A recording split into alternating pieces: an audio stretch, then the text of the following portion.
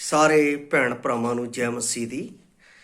ਅੱਜ ਦੇ ਵਚਨ ਦਾ ਮਨਨ ਕਰਨ ਤੋਂ ਪਹਿਲਾਂ ਅਸੀਂ ਪ੍ਰਾਰਥਨਾ ਵਿੱਚ ਜਾਵਾਂਗੇ। ਦਿਆਲੂ ਪ੍ਰਭੂ, ਅਸੀਂ ਤੇਰਾ ਸ਼ੁਕਰਗੁਜ਼ਾਰ ਕਰਦੇ ਹਾਂ, ਧੰਨਵਾਦ ਕਰਦੇ ਹਾਂ ਕਿ ਅੱਜ ਦਾ ਦਿਨ ਆਪ ਨੇ ਸਾਨੂੰ ਦਿੱਤਾ ਹੈ। ਇਸ ਦਿਨ ਵਿੱਚ ਤੇਰੀ ਮਹਿਮਾ, ਤੇਰੀ ਵਡਿਆਈ ਹੋਵੇ ਔਰ ਅੱਜ ਦੇ ਦਿਨ ਦਾ ਸਾਡੇ ਆਤਮਿਕ ਮਨਾ ਸਾਨੂੰ ਦੇ, ਜਿਸ ਦੇ ਰਾਹੀਂ ਅਸੀਂ ਆਪਣੀ ਆਤਮਾ ਦੀ ਆਤਮਿਕ ਸੰਤੁਸ਼ਟੀ ਅਤੇ ਉਸ ਦੇ ਵਿੱਚ ਬਲਵੰਤ ਹੋਣ ਦਾ ਵਚਨ ਤੇਰੇ ਕੋਲੋਂ ਪ੍ਰਾਪਤ ਕਰਦਿਆਂ ਹੋਇਆਂ ਤੇਰੇ ਵਿੱਚ ਮਜ਼ਬੂਤ ਹੋ ਸਕੀਏ ਔਰ ਤੇਰਾ ਹੀ ਨਾਮ ਸਾਡੇ ਜੀਵਨ ਦੇ ਵਿੱਚ ਉੱਚਾ ਹੋ ਸਕੇ।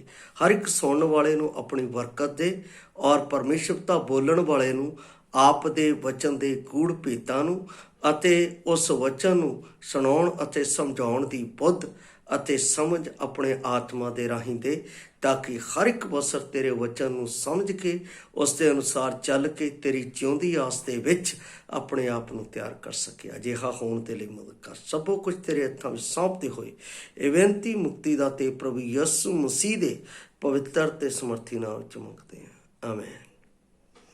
ਪਿਆਰੇ ਅਜ਼ੀਜ਼, ਅੱਜ ਦਾ ਜੋ ਵਚਨ ਦਾ ਅਸੀਂ ਭਾਗ ਲਿਆ ਹੈ ਉਹ ਲਿਆ ਹੈ ਫਿਲਿੱਪੀਆਂ 4 ਅਧਿਆਏ ਉਸ ਦੀ 6 ਆਇਤ ਦੇ ਵਿੱਚੋਂ। ਇੱਥੇ ਪਰਮੇਸ਼ਵਰ ਦਾ ਦਾਸ 4:6 ਦੇ ਵਿੱਚ ਇਸ ਤਰ੍ਹਾਂ ਕਹਿੰਦਾ ਹੈ, ਕਿਸੇ ਗੱਲ ਦੀ ਚਿੰਤਾ ਨਾ ਕਰੋ, ਸਗੋਂ ਹਰ ਗੱਲ ਵਿੱਚ ਤੁਹਾਡੀਆਂ ਅਰਦਾਸਾਂ, ਪ੍ਰਾਰਥਨਾ ਅਤੇ ਬੇਨਤੀ ਨਾਲ ਧੰਨਵਾਦ ਸਣੇ ਪਰਮੇਸ਼ਵਰ ਦੇ ਅੱਗੇ ਕੀਤੀਆਂ ਜਾਣ। ਇਸ ਦਾ ਜੋ ਮੈਂ ਸਬਜੈਕਟ ਲਿਆ ਹੈ ਉਹ ਹੈ ਪਰਮੇਸ਼ਵਰ ਨੂੰ ਪੁਕਾਰਨਾ। ਪਰਮੇਸ਼ਵਰ ਨੂੰ ਪੁਕਾਰਨਾ। ਬਹੁਤੇ ਲੋਕ ਪਰਮੇਸ਼ਵਰ ਨੂੰ ਪੁਕਾਰਦੇ ਆ ਪਰ ਉਹਨਾਂ ਨੂੰ ਪੁਕਾਰਨਾ ਨਹੀਂ ਆਉਂਦਾ ਹੈ। ਅਸੀਂ ਇਸ ਜਗ੍ਹਾ ਦੇ ਉੱਤੇ ਇੱਕ ਗੱਲ ਜ਼ਰੂਰ ਦੇਖਦੇ ਹਾਂ, ਪਰਮੇਸ਼ਵਰ ਦਾ ਵਚਨ ਕਹਿੰਦਾ ਹੈ ਚਿੰਤਾ ਨਾ ਕਰੋ। ਹਰ ਗੱਲ ਦੀ ਜੋ ਤੁਹਾਡੇ ਵਿੱਚ ਹੈ ਉਸ ਦਾ ਤੁਹਾਡੇ ਜੀਵਨ ਦੇ ਵਿੱਚ ਚਿੰਤਾ ਦਾ ਕੰਮ ਨਹੀਂ ਹੋਣਾ ਚਾਹੀਦਾ। ਪਰਮੇਸ਼ਵਰ ਦਾ ਵਚਨ ਜੋ ਹੈ ਉਹ ਚਿੰਤਾ ਦਾ ਇੱਕ ਪੱਕਾ ਇਲਾਜ ਸਾਡੇ ਵਿੱਚ ਪ੍ਰਾਰਥਨਾ ਦੇ ਰਾਹੀਂ ਕਰਦਾ ਹੈ। ਚਿੰਤਾ ਹਰ ਇੱਕ ਕੋਲ ਹੈ, ਦੁੱਖ ਹਰ ਇੱਕ ਕੋਲ ਹੈ, ਸੰਕਟ ਹਰ ਇੱਕ ਕੋਲ ਹੈ, ਪਰ ਇਸ ਦਾ ਜੋ ਸਾਡੇ ਜੀਵਨ ਦੇ ਵਿੱਚ ਇਲਾਜ ਹੈ, ਇਸ ਦਾ ਜੋ ਸਾਡੇ ਵਿੱਚ ਸਫਲਤਾ ਹੈ, ਇਸ ਦੀ ਜੋ ਸਾਡੇ ਜੀਵਨ ਦੇ ਵਿੱਚ ਪਰਮੇਸ਼ਰ ਦੀ ਯੋਜਨਾ ਹੈ ਉਹ ਹੈ ਪ੍ਰਾਰਥਨਾ। ਪ੍ਰਾਰਥਨਾ ਦੇ ਰਾਹੀਂ ਜਦੋਂ ਅਸੀਂ ਪਰਮੇਸ਼ਰ ਦੇ ਨਾਲ ਗੱਲ ਕਰਦੇ ਹਾਂ ਤਾਂ ਪਰਮੇਸ਼ਰ ਉਸ ਦਾ ਪ੍ਰਤੀ ਉੱਤਰ ਸਾਡੇ ਵਿੱਚ ਵਚਨ ਦੇ ਰਾਹੀਂ ਦਿੰਦਾ ਹੈ। ਔਰ ਅਸੀਂ ਇਹ ਦੇਖਦੇ ਹਾਂ ਇਸ ਦੇ ਕੁਝ ਕਾਰਨ ਹੈ, ਉਹਨਾਂ ਕਾਰਨਾਂ ਨੂੰ ਅਸੀਂ ਪ੍ਰਾਰਥਨਾ ਦੇ ਰਾਹੀਂ ਜੋੜਦੇ ਹਾਂ ਜੋ ਸਾਡੇ ਵਿੱਚ ਦਿੱਤੇ ਗਏ ਹਨ। ਇੱਥੇ ਅਸੀਂ ਦੇਖਦੇ ਹਾਂ ਹਰ ਇੱਕ ਗੱਲ ਵਿੱਚ ਤੁਹਾਡੇ ਨਿਵੇਦਨ, ਪ੍ਰਾਰਥਨਾ, ਬੇਨਤੀ ਦੁਆਰਾ ਧੰਨਵਾਦ ਦੇ ਨਾਲ ਪਰਮੇਸ਼ਰ ਦੇ ਸਨਮੁਖ ਉਪਸਥਿਤ ਕੀਤੇ ਜਾਣ। ਇਸ ਅੰਸ਼ ਵਿੱਚ ਅਸੀਂ ਪ੍ਰਾਰਥਨਾ ਦੇ ਅੰਸ਼ ਬੇਨਤੀ, ਨਿਵੇਦਨ ਅਤੇ ਧੰਨਵਾਦ, ਇਹ ਚਾਰੋਂ ਬਹੁਤ ਜ਼ਰੂਰੀ ਅੰਗ ਹਨ। ਅਗਰ 4 ਪਹੀਏ ਹੈ ਉਹਨਾਂ ਦੇ ਵਿੱਚੋਂ ਇੱਕ ਪਹੀਆ ਕੱਢ ਲਿੱਤਾ ਜਾਵੇ ਤਾਂ ਉਸ ਪਹੀਏ ਦੇ ਇੱਕ ਪਹੀਏ ਦੇ ਨਾ ਹੋਣ ਦੇ ਕਾਰਨ ਗੱਡੀ ਕਦੇ ਅੱਗੇ ਨਹੀਂ ਜਾਵੇਗੀ। ਅਗਰ ਜਾਵੇਗੀ ਤਾਂ ਥੋੜੀ ਦੂਰ ਜਾਵੇਗੀ, ਫਿਰ ਉਹ ਆਪਣਾ ਥੱਲੇ ਬੈਠ ਜਾਵੇਗੀ। ਇਸ ਲਈ 4 ਅੰਗ ਸਾਡੀ ਪ੍ਰਾਰਥਨਾ ਦੇ ਨਾਲ ਸੰਬੰਧਿਤ ਹੈ ਔਰ ਪ੍ਰਾਰਥਨਾ ਵਿੱਚ ਸਾਨੂੰ ਪਰਮੇਸ਼ਵਰ ਦੇ ਸੰਬੰਧ ਵਿੱਚ 3 ਗੱਲਾਂ ਹੈ ਜਿਹੜੀਆਂ ਸਾਨੂੰ ਯਾਦ ਅਤੇ ਸਮਰਨ ਰੱਖਣੀਆਂ ਚਾਹੀਦੀਆਂ ਹਨ। ਔਰ ਇਹ 3 ਗੱਲਾਂ ਸਾਡੇ ਜੀਵਨ ਦੇ ਵਿੱਚ ਕੀ ਹੈ? ਪਰਮੇਸ਼ਵਰ ਦਾ ਪ੍ਰੇਮ ਹੈ, ਪਰਮੇਸ਼ਵਰ ਦੀ ਬੁੱਧ ਹੈ ਅਤੇ ਪਰਮੇਸ਼ਵਰ ਦੀ ਸਮਰੱਥ ਹੈ। ਇਹ ਤਿੰਨੇ ਹੀ ਪ੍ਰਾਰਥਨਾ ਦੇ ਨਾਲ ਜੁੜੀਆਂ ਹੋਈਆਂ ਅਜਿਹੀਆਂ ਗੱਲਾਂ ਹੈ ਜਿਹੜੀਆਂ ਮੈਨੂੰ ਪਰਮੇਸ਼ਵਰ ਨੂੰ ਜਦੋਂ ਮੈਂ ਪੁਕਾਰਦਾ ਹਾਂ ਤਾਂ ਮੇਰੇ ਜੀਵਨ ਦੇ ਵਿੱਚ ਮੈਨੂੰ ਬਲ ਦੇਣ ਦੇ ਲਈ, ਮੇਰੇ ਜੀਵਨ ਦੇ ਵਿੱਚ ਸਹਾਇਤਾ, ਜੋ ਗੱਲ ਦੇ ਲਈ ਮੈਨੂੰ ਪ੍ਰਾਰਥਨਾ ਕਰਨੀ ਹੈ ਉਸ ਗੱਲ ਦੇ ਲਈ ਮੈਨੂੰ ਬੁੱਧ ਦੇਣੀ ਹੈ। ਜਿੱਥੇ ਮੈਂ ਆਪਣੇ ਜੀਵਨ ਦੇ ਵਿੱਚ ਸਰੀਰਕ ਰੀਤੀ ਨਾਲ ਕਮਜ਼ੋਰ ਹੁੰਦਾ ਹਾਂ, ਉੱਥੇ ਪ੍ਰਾਰਥਨਾ ਦੇ ਰਾਹੀਂ ਮੈਨੂੰ ਬਲ ਮਿਲਦਾ ਹੈ, ਸਰੀਰ ਦੇ ਵਿੱਚ ਸਮਰੱਥ ਮਿਲਦੀ ਹੈ ਪਰਮੇਸ਼ਰ ਦੇ ਵਿੱਚ ਚੱਲਣ ਦੇ ਲਈ। मैं समझदा हाँ कि परमेश्वर दा प्रेम साडे लई जो कुछ सब तो उत्तम है उसके लिए ध्यान रखता है। परमेश्वर दी बुद्ध जानती है कि साडे लई की सब तो चंगा है। परमेश्वर की समर्थ वो काम कर सकती है जो साडे लई सब तो चंगा है। सानू पूर्ण भक्ति अते विश्वास अते भरोसे दे नाल प्रार्थना करनी चाहिए है। परमेश्वर नू पूर्ण भरोसे दे नाल पुकारना चाहिए। पुकारन दे लई बाइबल दसदी है हमेशा दीन व्यक्ति बनना है। दीन बाइबल दे विच लिखिया है दीन व्यक्ति दी परमेश्वर सुनता है। उसके उत्ते परमेश्वर दे कन रहिंदे। मैनू याद आंदा है किस्सा जदों असी लूका दी अंजील 18 अध्याय दे विच जाने हाँ तां उस दे विच एक विधवा का दृष्टांत आंदा है और मती दी अंजील दे विच 18 अध्याय दे विच जाने हाँ तां उस जगह दे विच एक फरीसी अते मसूले दा प्रार्थना का जिक्र आंदा है। मसूलिया जिहड़ा है बड़े घमंड दे नाल प्रार्थना करके परमेश्वर नूं पुकारदा है अते अपने सारियां चिंता ते दुख रखदा है, पर परमेश्वर उसकी प्रार्थना नूं नहीं सुनदा। परमेश्वर किसकी प्रार्थना नूं सुनदा है? मसूलिए दी, जिहड़ा परमेश्वर दे अगे नम्र अते दीन बन के परमेश्वर दे अगे अपने आप नूं अजिहा बनांदा है कि उसते योग नहीं। परमेश्वर मेरे पापी दे उत्ते दया कर। जदों असी इस तरह पुकारते हैं तो परमेश्वर साडी प्रार्थना नूं सुनदा है। और बाइबल दे विच लिखिया है जिहड़ा नम्र अते दीन बन गया उस दी प्रार्थना नूं परमेश्वर ने सुनिया अते वह बच गया अते वह शिफा परमेश्वर दे कोल प्राप्त करके परमेश्वर दे कोल पहुंच गया। परमेश्वर दे कोल उसने अपने जीवन दे विच अनंत जीवन प्राप्त कर लिया। बाइबल दसदी है कि सानू कुछ गल्लां है जड़ियां पुकारन दे विच है उन्हां दे उत्ते सानू ध्यान देण दी लोड़ है। नंबर 1, धर्मी प्रार्थना मुश्किल मतलब कि मुश्किल परिस्थितियां विच ध्यान नूं हटाउंदी अते उस नूं परमेश्वर दी शक्ति उत्ते बना के रखदी है। जदों असी धर्मीपन की प्रार्थना करते हाँ तो साडे जीवन च जो मुश्किल हालात आते हैं उन्हां दे विच खड़े रहन दे लई साडी वो मदद करती है। इसलिए असी जो परमेश्वर का वचन देखते हैं अफसियां की पुस्तक उसका 3 अध्याय उस दी 20 आयत मैं आप दे लई पढ़दा हाँ जिस विच सानू परमेश्वर सानू बल दिंदा। लिखिया है हुण ओदी जिहड़ा अजिहा समर्थ है कि जो कुछ असी मंगदे या सोचते हाँ उस नालों अत वधीक कर सकता है उस समर्था दे अनुसार जो साडे विच पहुंचदी है। हर कठिनाई दे विच, हर संकट दे विच जदों असी उहनूं पुकारदे हाँ तां परमेश्वर दी समर्थ मैनूं मजबूत कर दिंदी है, मैनूं शक्तिशाली बना दिंदी है।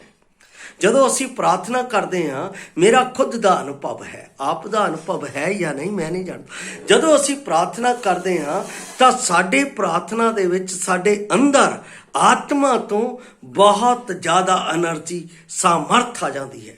असी अजिहे गर्म हो जाते हाँ, इन्नी समर्थ दे नाल भर जाते हाँ कि साडे शरीर दे विचों साडा जो शरीर है वो पूरी तरह ना पसीने ना भज जाता। क्यों?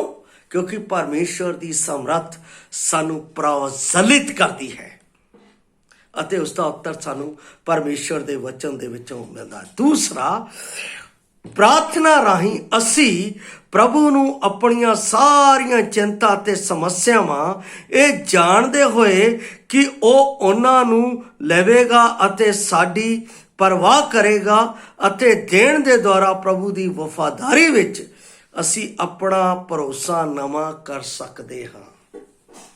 असी अपना भरोसा नवां कर सकते हाँ।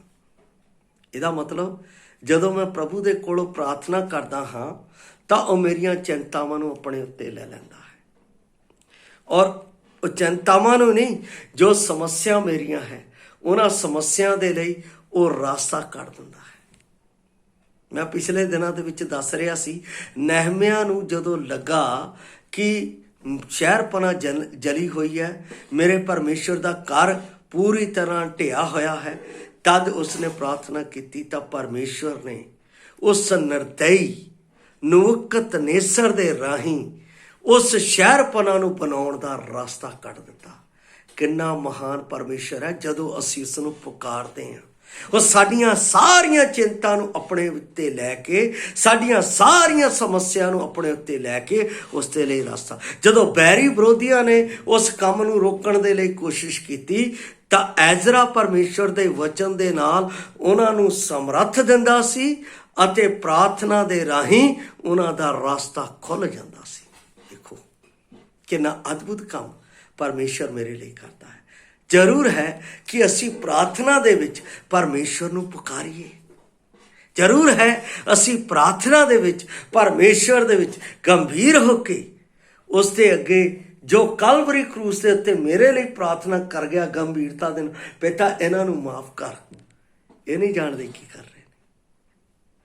ਤੇ ਮੈਨੂੰ ਵੀ ਗੰਭੀਰ ਹੋ ਕੇ ਉਸ ਪਰਮੇਸ਼ਵਰ ਦੇ ਅੱਗੇ ਪ੍ਰਾਰਥਨਾ ਕਰਨ ਦੀ ਜ਼ਰੂਰਤ ਹੈ ਕਿ ਪਰਮੇਸ਼ਵਰ ਮੇਰੀ ਸਾਰੀ ਚਿੰਤਾ ਅਤੇ ਮੇਰੀ ਸਾਰੀ ਸਮੱਸਿਆਵਾਂ ਅਤੇ ਮੇਰੇ ਸਾਰੇ ਜੋ ਮੇਰੇ ਉੱਤੇ ਬੋਝ ਹੈ ਉਸ ਨੂੰ ਆਪਣੇ ਪੁੱਤਰ ਦੇ ਰਾਹੀਂ ਦੂਰ ਕਰਨ ਦੇ ਵਿੱਚ ਮੇਰੀ ਮਦਦ ਕਰ। ਇਸੇ ਲਈ ਜੋ ਅਸੀਂ ਵਚਨ ਦੇਖਦੇ ਹਾਂ, ਮਤੀ ਰਚੀ ਸੁਸਮਾਚਾਰ 6 ਅਧਿਆਏ 25 ਤੋਂ 34, ਜਿੱਥੇ ਪਰਮੇਸ਼ਵਰ ਦਾ ਵਚਨ ਸਾਫ਼ ਰੀਤੀ ਨਾਲ ਕਹਿੰਦਾ ਹੈ, ਤੁਸੀਂ ਉਹਨਾਂ ਆਕਾਸ਼ ਦੇ ਪੰਛੀਆਂ ਨੂੰ ਦੇਖੋ ਜਿਹੜੇ ਨਾ ਬੀਜਦੇ ਨਾ ਵੱਢਦੇ ਆ, ਪਰ ਫਿਰ ਵੀ ਪਰਮੇਸ਼ਵਰ ਉਹਨਾਂ ਨੂੰ ਦਿੰਦਾ ਹੈ। ਨਾ ਪੜੋਲਿਆਂ ਦੇ ਵਿੱਚ ਇਕੱਠੇ ਕਰਦੇ, ਫਿਰ ਵੀ ਪਰਮੇਸ਼ਵਰ ਉਹਨਾਂ ਨੂੰ ਖਾਣ ਨੂੰ ਦਿੰਦਾ ਹੈ। ਉਹਨਾਂ ਦੀ ਹਰ ਇੱਕ ਜ਼ਰੂਰਤ ਨੂੰ ਪਰਮੇਸ਼ਵਰ ਆਪਣੇ ਸਵਰਗ ਦੇ ਵਿੱਚੋਂ, ਆਪਣੇ ਸਵਰਗ ਦੇ ਭੰਡਾਰ ਦੇ ਖਜ਼ਾਨਿਆਂ ਵਿੱਚੋਂ ਉਹਨਾਂ ਦੇ ਲਈ ਅਨਾਜ ਦਿੰਦਾ ਹੈ। ਇਸ ਕਰਕੇ ਬਾਈਬਲ ਦੇ ਵਿੱਚ ਇੱਕ ਸੀਕਰਟ ਪਰਮੇਸ਼ਵਰ ਨੇ ਇਹ ਸਾਨੂੰ ਦਿੱਤਾ। ਕੀ ਕਿਹਾ? ਜਦੋਂ ਅਸੀਂ 6:33 ਮਤੀ 'ਚ ਪੜ੍ਹਦੇ ਹਾਂ ਤਾਂ ਉੱਥੇ ਕਹਿੰਦਾ ਹੈ, ਪਹਿਲਾਂ ਤੁਸੀਂ ਉਹਦੇ ਧਰਮ ਅਤੇ ਰਾਜ ਦੀ ਖੋਜ ਕਰੋ ਤੇ ਵਸਤਾਂ ਤੁਹਾਨੂੰ ਖੁਦ ਬ ਖੁਦ ਮਿਲ ਜਾਣਗੀਆਂ। ਜਦੋਂ ਮੈਂ ਪਰਮੇਸ਼ਵਰ ਦੀ ਭਗਤੀ ਕਰਦਾ ਹਾਂ, ਜਦੋਂ ਮੈਂ ਪਰਮੇਸ਼ਵਰ ਦੇ ਵਿੱਚ ਨਿਸਵਾਰਥ ਉਸ ਦਾ ਕੰਮ ਕਰਦਾ ਹਾਂ, ਤਾਂ ਪਰਮੇਸ਼ਵਰ ਮੇਰੇ ਲਈ, ਮੇਰੇ ਜੀਵਨ ਦੀ ਹਰ ਇੱਕ ਸਮੱਸਿਆ ਦੇ ਲਈ, ਹਰ ਇੱਕ ਚਿੰਤਾ ਦੇ ਲਈ ਉਹ ਮੇਰੇ ਲਈ ਕੰਮ ਕਰਦਾ ਹੈ। ਇਸ ਲਈ ਪਿਆਰੋ, ਅਸੀਂ ਪਰਮੇਸ਼ਵਰ ਨੂੰ ਪੁਕਾਰਨਾ ਹੈ ਆਪਣੇ ਜੀਵਨ ਦੇ ਵਿੱਚ ਬੋਝ ਨਾਲ। ਜਦੋਂ ਅਸੀਂ ਪਰਮੇਸ਼ਵਰ ਨੂੰ ਪੁਕਾਰਦੇ ਹਾਂ ਤਾਂ ਮੇਰੇ ਜੀਵਨ ਦੇ ਵਿੱਚ ਅਦਭੁਤ ਕੰਮ ਕਰਦਾ ਹੈ। ਔਰ ਇਸ ਦੇ ਨਾਲ ਅਸੀਂ ਇੱਕ ਹੋਰ ਵਚਨ ਦੇਖਦੇ ਹਾਂ, ਪਤਰਸ, ਪਹਿਲਾ ਪਤਰਸ 5:7 ਕਹਿੰਦਾ ਹੈ, ਆਪਣਾ ਸਾਰਾ ਬੋਝ ਉਸ ਉੱਤੇ ਸੁੱਟ ਛੱਡੋ ਕਿਉਂਕਿ ਉਹਨੂੰ ਤੁਹਾਡਾ ਫਿਕਰ ਹੈ। ਦੇਖੋ, ਸਾਰਾ ਬੋਝ ਕਈ ਤਰ੍ਹਾਂ ਦੇ ਹੈ। ਵਿਸ਼ਵਾਸੀਆਂ ਦੇ ਵਿੱਚ ਬੋਝ ਕਈ ਤਰ੍ਹਾਂ ਦੇ ਹੈ। ਕਲੀਸਿਆ ਦਾ ਬੋਝ ਹੈ, ਕੋਈ ਭਾਈ ਭੈਣ ਨਿਰਾਸ਼ ਹੈ ਉਸ ਦਾ ਬੋਝ ਹੈ, ਕਿਸੇ ਭਾਈ ਭੈਣ ਦਾ ਕੋਈ ਕੰਮ ਨਹੀਂ ਬਣ ਰਿਹਾ ਉਸ ਦਾ ਬੋਝ ਹੈ, ਕਿਸੇ ਭਾਈ ਭੈਣ ਦੇ ਵਿੱਚ ਬਿਮਾਰੀ ਹੈ, ਅਜਿਹੀ ਬਿਮਾਰੀ ਜਿਸ ਦਾ ਇਲਾਜ ਨਹੀਂ, ਉਸ ਦਾ ਬੋਝ ਹੈ। ਇਹ ਸਾਰੇ ਬੋਝ ਪਰਮੇਸ਼ਰ ਕਹਿੰਦਾ ਮੇਰੇ ਉੱਤੇ ਸੁੱਟ ਛੱਡੋ, ਮੈਨੂੰ ਤੁਹਾਡਾ ਫਿਕਰ ਹੈ। ਕਿੰਨਾ ਅਦਭੁਤ ਪਰਮੇਸ਼ਰ ਹੈ। ਉਹ ਕਹਿੰਦਾ ਮੈਨੂੰ ਪੁਕਾਰ, ਹਜੇ ਤੂੰ ਪੁਕਾਰਦਾ ਹੀ ਹੋਵੇਗਾ ਮੈਂ ਤੇਰੀ ਸੁਣ ਲਵਾਂਗਾ।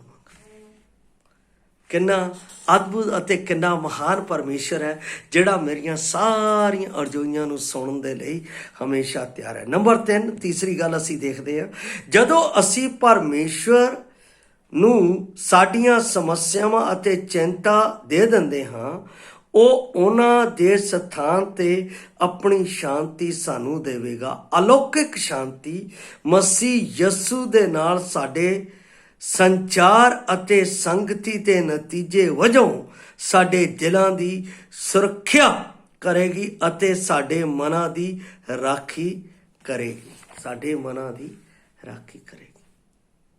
ਜਦੋਂ ਅਸੀਂ ਇਹ ਸਭ ਕੁਝ ਪਰਮੇਸ਼ਰ ਦੇ ਹੱਥ ਵਿੱਚ ਸੌਂਪ ਦੇਵਾਂਗੇ, ਸਭ ਕੁਝ ਦੇ ਦੇਵਾਂਗੇ, ਤਦ ਪਰਮੇਸ਼ਰ ਦੀ ਸ਼ਾਂਤੀ ਮੇਰੇ ਜੀਵਨ ਦੇ ਵਿੱਚ ਕੰਮ ਕਰੇਗੀ। ਇਸ ਗੱਲ ਨੂੰ ਅਸੀਂ 4:7 ਦੇ ਵਿੱਚ ਅਸੀਂ ਵੇਖਦੇ ਹਾਂ, ਪਰਮੇਸ਼ਰ ਦੀ ਸ਼ਾਂਤੀ ਜੋ ਸਾਰੀ ਸਮਝ ਤੋਂ ਪਰੇ ਹੈ, ਮਸੀਹ ਯਸੂ ਵਿੱਚ ਤੁਹਾਡਿਆਂ ਮਨਾਂ ਅਤੇ ਸੋਚਾਂ ਦੀ ਰਾਖੀ ਕਰੇਗੀ। ਜਦੋਂ ਅਸੀਂ ਇਹ ਸਭ ਕੁਝ, ਕਈ ਵਾਰ ਅਸੀਂ ਜਦੋਂ ਪਰਮੇਸ਼ਰ ਦੇ ਕੋਲ ਪੁਕਾਰਦੇ ਹਾਂ ਤਾਂ ਅਸੀਂ ਸੋਚਦੇ ਕਰਦੇ ਹਾਂ ਪਤਾ ਨਹੀਂ ਹੋਏਗਾ ਨਹੀਂ, ਪਰ ਪਰਮੇਸ਼ਰ ਜਦੋਂ ਅਸੀਂ ਉਸ ਨੂੰ ਪੁਕਾਰਦੇ ਹਾਂ ਮੇਰੇ ਮਨ ਦੇ ਵਿੱਚ ਇੱਕ ਅਜਿਹੀ ਤਸੱਲੀ ਦਿੰਦਾ ਹੈ, ਅਜਿਹੀ ਤਸੱਲੀ ਜਿਹੀ ਸੰਸਾਰ ਨਹੀਂ ਦੇ ਸਕਦਾ।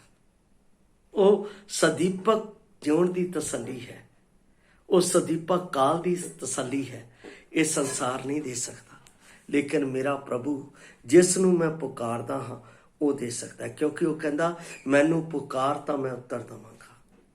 ਪ੍ਰਭੂ ਯਿਸੂ ਮਸੀਹ ਨੇ ਸਵੇ ਖੁਦ ਕਿਹਾ ਹੈ, ਜਦੋਂ ਅਸੀਂ ਯਹੋਨਾ ਰਚੀ ਸੁਸਮਾਚਾਰ ਉਸ ਦਾ 15 ਅਧਿਆਏ ਉਸ ਦੀ 16 ਆਇਤ ਨੂੰ ਪੜ੍ਹਦੇ ਹਾਂ ਤਾਂ ਉਸ ਵਿੱਚ ਪ੍ਰਭੂ ਯਿਸੂ ਮਸੀਹ ਸਾਫ਼ ਰੀਤੀ ਨਾਲ ਮੈਨੂੰ ਇੱਕ ਤਸੱਲੀ ਦਾ ਵਚਨ ਦਿੰਦਾ ਹੈ। ਕਹਿੰਦਾ ਹੈ, ਤੁਸੀਂ ਮੈਨੂੰ ਨਹੀਂ ਚੁਣਿਆ ਪਰ ਮੈਂ ਤੁਹਾਨੂੰ ਚੁਣਿਆ ਅਤੇ ਤੁਹਾਨੂੰ ਠਹਿਰਾਇਆ ਸੀ ਤੁਸੀਂ ਜਾ ਕੇ ਫਲਦਾਰ ਹੋਵੋ ਅਤੇ ਤੁਹਾਡਾ ਫਲ ਕਾਇਮ ਰਹੇ, ਜੋ ਤੁਸੀਂ ਮੇਰੇ ਨਾਮ ਲੈ ਕੇ ਜੋ ਕੁਝ ਪਿਤਾ ਤੋਂ ਮੰਗੋਗੇ ਉਹ ਤੁਹਾਨੂੰ ਦੇਵੇਗਾ।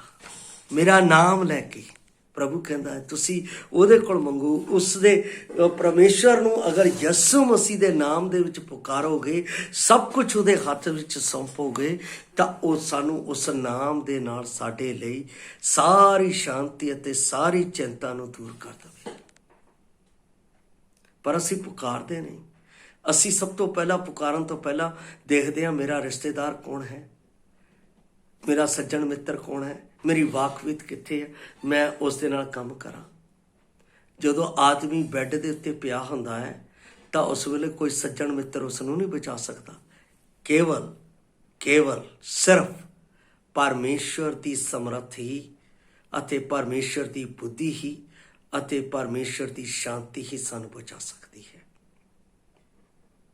ਇਸ ਲਈ ਅਸੀਂ ਆਪਣੇ ਜੀਵਨ ਦੇ ਵਿੱਚ ਪਰਮੇਸ਼ਰ ਦੀ ਸ਼ਾਂਤੀ ਪਾਉਂਦੇ ਹਾਂ ਜਦੋਂ ਅਸੀਂ ਸਮੱਸਿਆ ਉਹਦੇ ਹੱਥ ਵਿੱਚ ਦੇ ਦਿੰਦੇ ਹਾਂ ਅਤੇ ਪਰਮੇਸ਼ਰ ਉਸ ਦੇ ਵਿੱਚ ਸਾਡੀ ਮਦਦ ਅਤੇ ਸਾਡੀ ਸਹਾਇਤਾ ਕਰਦਾ ਹੈ। ਨੰਬਰ 4, ਪ੍ਰਾਰਥਨਾ ਦੇ ਰਾਹੀਂ ਪਰਮੇਸ਼ਰ ਉਹ ਸਭ ਜੋ ਉਹ ਸਾਡੇ ਲਈ ਚਾਹੁੰਦਾ ਹੈ ਕਰਨ ਵਾਸਤੇ ਬਲ ਦਿੰਦਾ ਹੈ। ਜਦੋਂ ਸਾਨੂੰ ਕੁਝ ਕਰਨ ਦੀ ਲੋੜ ਹੈ ਤਾਂ ਉਸ ਦੇ ਲਈ ਸਾਨੂੰ ਬਲ ਦਿੰਦਾ ਹੈ। ਚੇਲਿਆਂ ਨੂੰ ਲੋੜ ਸੀ ਪ੍ਰਚਾਰ ਨੂੰ ਕਰਨ ਦੇ ਲਈ, ਪ੍ਰਚਾਰ ਨੂੰ ਪਰਮੇਸ਼ਰ ਦੇ ਨਾਮ ਨੂੰ ਫੈਲਾਉਣ ਦੇ ਲਈ, ਤਾਂ ਪਰਮੇਸ਼ਰ ਨੇ ਕੀ ਕੀਤਾ? ਫਿਲਿਪਸ ਨੂੰ ਬਲ ਦਿੱਤਾ, ਪਤਰਸ ਨੂੰ ਬਲ ਦਿੱਤਾ, ਪੌਲਸ ਨੂੰ ਬਲ ਦਿੱਤਾ, ਤਿਮੋਥਿਉਸ ਨੂੰ ਬਲ ਦਿੱਤਾ, ਸਿਲਾਸ ਨੂੰ ਬਲ ਦਿੱਤਾ। ਪਰਮੇਸ਼ਰ ਨੇ ਯਹੋਨਾ ਜੋ ਮਰਕਸ ਕਹਿਲਾਂਦਾ ਸੀ ਉਹਨੂੰ ਬਲ ਦਿੱਤਾ, ਕੁਰਨੇਲੀਅਸ ਨੂੰ ਬਲ ਦਿੱਤਾ। ਪਰਮੇਸ਼ਰ ਬਲ ਦਿੰਦਾ ਹੈ, ਸਿਰਫ ਅਸੀਂ ਕੀ ਕਰਨਾ ਹੈ? ਪੁਕਾਰਨਾ ਹੈ। ਪਰਮੇਸ਼ਰ ਮੇਰੀ ਪੁਕਾਰ ਤੇਰੇ ਲਈ ਹੈ। ਮੈਂ ਜਦੋਂ ਪੁਕਾਰਦਾ ਪਰਮੇਸ਼ਰ ਮੇਰਾ ਉੱਤਰ ਮੈਨੂੰ ਜ਼ਰੂਰ ਦਿੰਦਾ ਹੈ। ਔਰ ਇੱਕ ਆਖਰੀ ਗੱਲ ਕਹਿ ਕੇ ਮੈਂ ਇਸ ਨੂੰ ਸਮਾਪਤ ਕਰਾਂਗਾ। ਬਾਣੀ ਸਾਨੂੰ ਇੱਕ ਖਾਸ ਗੱਲ ਦੱਸਦੀ ਹੈ, ਪਰਮੇਸ਼ਰ ਦੀ ਮਦਦ ਸਿਰਫ ਇੱਕ ਪ੍ਰਾਰਥਨਾ ਦੀ ਦੂਰੀ ਉੱਤੇ ਹੈ। ਪਰਮੇਸ਼ਰ ਦੀ ਮਦਦ ਸਿਰਫ ਇੱਕ ਪ੍ਰਾਰਥਨਾ ਦੀ ਦੂਰੀ ਤੇ ਹੈ। ਅਸੀਂ ਉਸ ਨੂੰ ਪੁਕਾਰਨਾ ਹੈ। ਜਦੋਂ ਅਸੀਂ ਪੁਕਾਰਾਂਗੇ ਤਾਂ ਉਹਦੀ ਮਦਦ ਮੇਰੇ ਕੋਲ ਆਵੇਗੀ। ਮੈਂ ਇੱਕ ਗੀਤ ਜ਼ਰੂਰ ਆਪਣੇ ਬੱਚਿਆਂ ਨੂੰ ਸਿਖਾਉਣਾ ਹੁੰਦਾ ਹੈ, ਬਾਈਬਲ ਮੇਰਾ ਭੋਜਨ ਹੈ, ਪ੍ਰਾਰਥਨਾ ਮੇਰੀ ਸ਼ਕਤੀ ਹੈ। ਔਰ ਅੱਗੇ ਮੈਂ ਇਹ ਕਹਿਣਾ ਹੁੰਦਾ, बाइबल मेरा भोजन है, इसे खाऊं हर दिन में, प्रार्थना मेरी शक्ति है, प्रार्थना करूं हर दिन में। प्यारो, ਜਦੋਂ ਅਸੀਂ ਇਸ ਤਰ੍ਹਾਂ ਕਰਦੇ ਹਾਂ ਤਾਂ ਪਰਮੇਸ਼ਰ ਦਾ ਬਲ ਮੇਰੇ ਜੀਵਨ ਦੇ ਵਿੱਚ ਉਹਦੀ ਆਮਦ ਤੱਕ ਜੀਣ ਦੇ ਲਈ ਮੈਨੂੰ ਤਾਕਤ ਦਿੰਦਾ ਹੈ, ਮੈਨੂੰ ਕਦੇ ਸ਼ਰਮਿੰਦਾ ਨਹੀਂ ਹੋਣ ਦਿੰਦਾ।